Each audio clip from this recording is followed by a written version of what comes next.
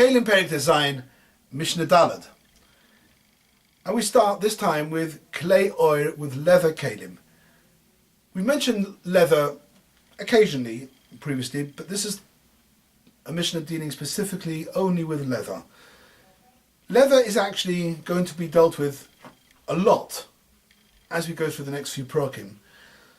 Just by way of introduction, leather copies follows basically the rule of eights. In other words, it must have a base kibble, just like eights. And also, this rule of base kibble is dispensed with in a case where, as it is in the case of eight, where the keli is roi lemishkav u'moshev, it's mekabel tumas medris, and once it's mekabel tumas medris, it's then mekabel all other tumas as well. But this Mishnah is carrying on with the pattern of the previous Mishnahs that we're dealing with the initial manufacture, and at which stage can we say the keli is now being completed. Says the Mishnah, when, which stage of the manufacture they mekabel tumah? We start off with the turmel, which is a leather satchel. As before, mishi yachsam, you have to finish off the edge. Vikanev, and you've got to clip off the extra little pieces of leather which are sticking out. Veyase ki chaisov, and you have to make the ears. Round the edge of the satchel, you make a bunch of little ears. You put a string through them, a drawstring, close it tight. You don't need to put the string in. As soon as you make those kichos, those little ears, those little loops, that's finished. Now it seems from most Mefarshim, and also from the words, the style of the words mishiyase, he's saying a chumrah. In other words, he's saying you don't have to go as far as making all the kichos, all those little loops. It's enough as soon as you make the osnaim. At the side of the satchel you have two big loops, obviously known as the ears, they look like two ears, which once you've got the loops and the strings in, those loops are then used to open it and possibly or hold it. You don't really need the drawstring at the top, because you can always use just a loose piece of string to tie the top up. As soon as you make the oznaim, Rabbi says it's useful. Now we're going to move on to something else, skortia. I'm sure that's where the English word skirt comes from. Bartunura tells us this is some sort of apron. The people who make leather, the tanners, wear this enormous leather apron. Now, under the rule of base kibble, it's possible that this skortia hasn't got a base kibble, but it's like any other sort of beged. It's not really a beged, but it's something which is made, a mishkav and moshav. Any beged that you wear is automatically considered to be osir a mishkav and moshav, because you sit on it, you lie in it, and therefore the skortia under that rule will definitely be mekabel tumah.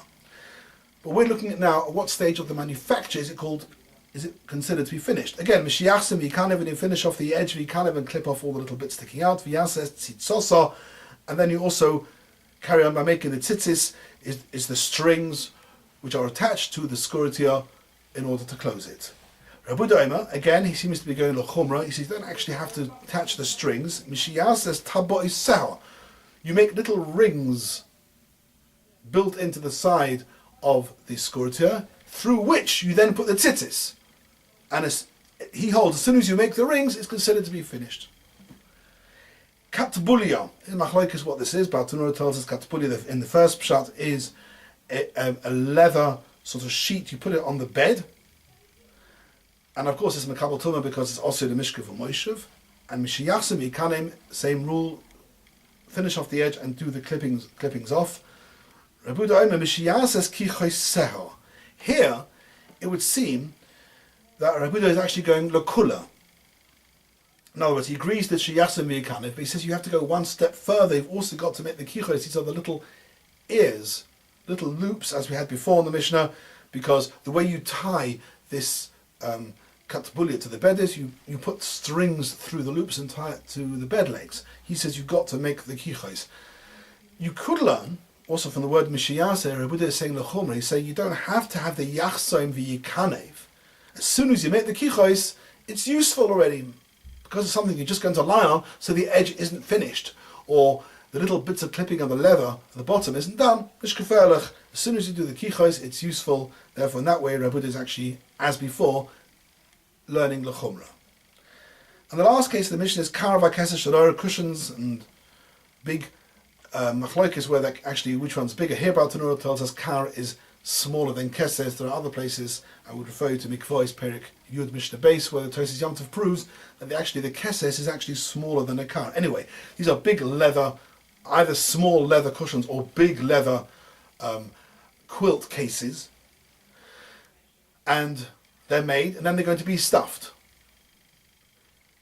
Obviously they're Mekabel Tumah because first of all they are a Kli Kibbul, and they're also the Mishkav Moshev. And the din is, of course, the same as before. Mishiyachsim v'yikanim, you've got to finish off the edge and do the clippings off. Rabbi Huda Eimer, Mishayit Fareim, as soon as you sew them, he holds here, the Chazon Ish actually is not sure whether Rabbi Yehuda is actually going, is l'kula or l'chumra. In other words, does he say you need the yachsim v'yikanev and Mishayit Fareim, which would obviously be l'kula, or is saying, no, you don't need yachsim v'yikanev. As soon as you do Mishayit Fareim, it's already Mekabel Tumah, and therefore that would be a chumra.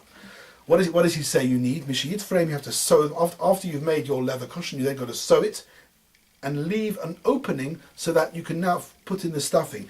V'yishar ben poches mechamisha tfachim, leaving an opening of less than 5 tfachim wide to allow you to stuff the cushion. Then you can say your kar and keses have been made. And then we move on, Mitzvah to